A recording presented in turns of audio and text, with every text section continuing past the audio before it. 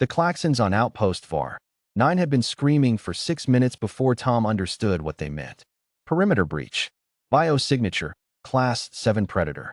Confirmed casualty extraction. Extraction, not kill. The things that hunted the ash forests of VAR 9 didn't always kill on sight. Sometimes they took prey back to their nests, alive, for reasons the xenobiologists had 3 competing theories about and no proof for any of them. Emma had been on the ridge line, cataloging soil samples with her friend Priya when the beast came out of the fog. Tom had watched the drone footage twice before he made himself stop. Priya screamed. The shape of something huge and quiet closing a jaw around her and simply leaving, unhurried, up the scree slope and into the treeline, gone. He found Emma sitting cross-legged in the mud where the attack happened, her tablet open on her knees, not moving. Emma. He crouched beside her. Rain had soaked through her jacket an hour ago. Emma, we need to get inside. Command's already scrambling a response team. There won't be a response team, Emma said. Her voice was flat, not cruel, just precise, the way a person states the boiling point of water, not one that matters. By the time anyone organizes a strike force, catalogs the terrain, requisitions gear rated for Class 7 contact, and gets boots on that ridge, it will be past the point where speed helps.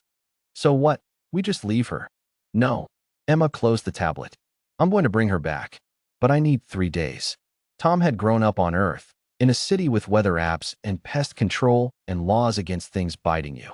He had transferred to the VAR 9 Colonial Survey 18 months ago, full of the kind of enthusiasm that came from having never once been hunted. Emma was colony-born. Her mother had died pulling a harvest crew out of a sinkhole nest when Emma was 9. Emma did not have Tom's relationship with hope. She had a relationship with math. For 3 days, Emma didn't speak to anyone who wasn't necessary. She didn't cry, didn't rage, didn't do any of the things Tom's instincts told him a person losing her best friend was supposed to do. She sat in the outpost's cramped equipment bay with terrain maps, kill site necropsy data going back 4 colony years, atmospheric density charts, and the specs of every piece of gear in the armory, and she calculated. Day 1, she mapped the beast's likely den sites using drainage patterns, apex predators on VAR 9 denied near geothermal vents for the warmth, and there were only 11 such vents within the animal's known hunting radius. She cross-referenced scat samples, prior sightings, wind direction. By the end of day 1, she had narrowed 11 candidates to 3. 3 days, the outpost commander told Tom, arms folded, watching Emma through the observation window like she was a specimen herself. Extraction victims from a Class 7 den don't survive 3 hours, most of the time. You know that. Then why hasn't she stopped? The commander didn't have an answer for that. Neither, really, did Tom. But he'd started bringing Emma food she didn't eat and water she sometimes drank, and somewhere in that vigil he'd stopped asking her to feel something and started asking her what she needed instead. Day 2, Emma tested.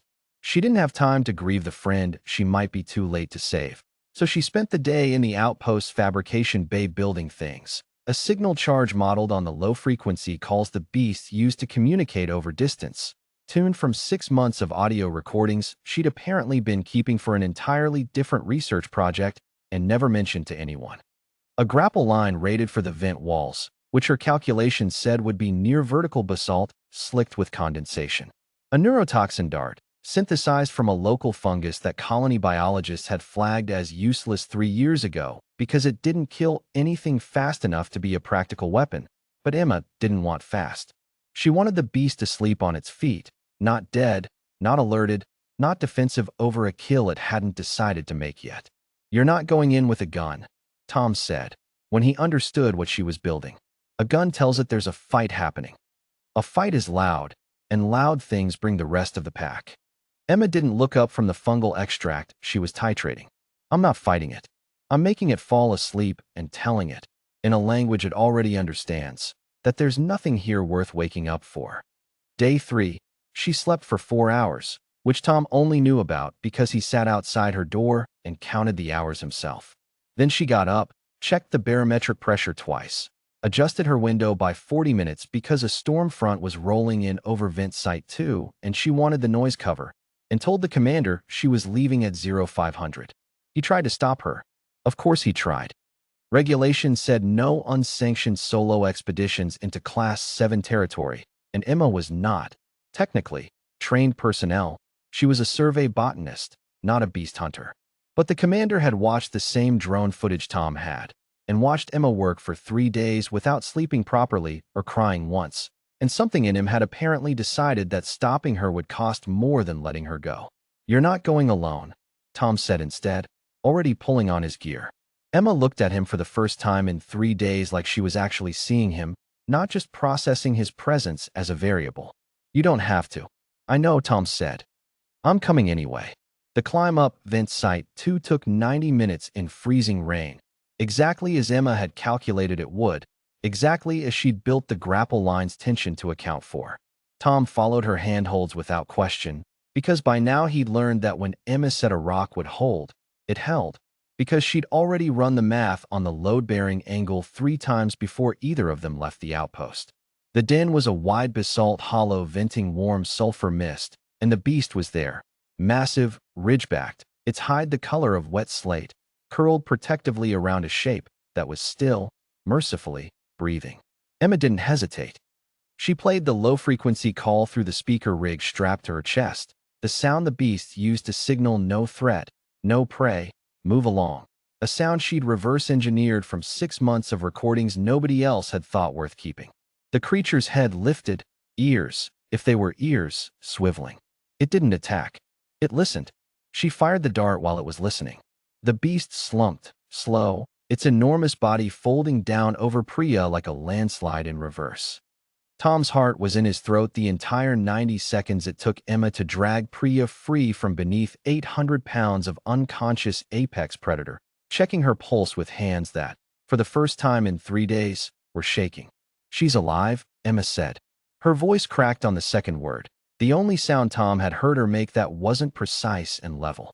"She's alive, Tom." They got Priya down the vent wall as the storm broke properly, lightning turning the ash forest white for half a second at a time. Priya woke somewhere on the descent, delirious with cold and shock, murmuring Emma's name like a question. Emma answered every time.